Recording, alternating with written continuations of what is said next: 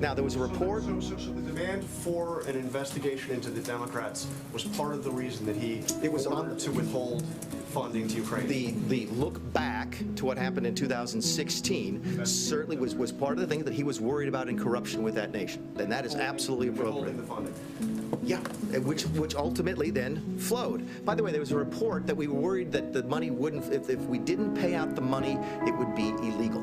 Okay, it would be unlawful. That is one of those things that has that little shred of truth in it that makes it look a lot worse than it really is. We were concerned about over at OMB about an impoundment, and I know I just put half you folks to bed, but there's the Budget Control Act, Budget Control Impoundment Act of 1974 says that if Congress appropriates money, you have to spend it. Okay, at least that's how it's interpreted by some folks.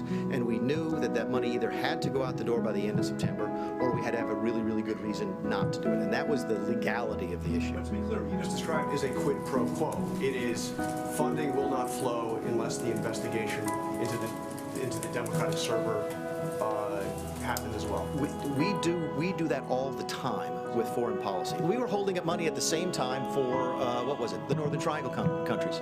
We were holding up aid at the Northern Triangle countries so that they would change their policies on immigration. By the way, and this speaks to an important. I'm sorry. This speaks to an important point because I heard this yesterday, but I can never remember the gentleman who testified. Was McKinney, the guy? Is that his name? I don't know him. He testified yesterday. And if you believe the news reports, okay, because we've not seen any transcripts of this. The only transcript I've seen was Sondland's testimony this morning. If you read the news reports and you believe them, what did McKinney say yesterday? Well, McKinney said yesterday that he was really upset with the political influence in foreign policy. That was one of the reasons he was so upset about this. And I have news for everybody. Get over it. There's going to be political influence in foreign policy. I'm talking to Mr. Carl. That is going to happen. Elections have consequences, and foreign policy is going to change from the Obama administration to the Trump administration. And what you're seeing now, I believe, is a group of mostly career bureaucrats who are saying, you know what, I don't like President Trump's politics, so I'm going to participate in this witch hunt that they're undertaking on the Hill.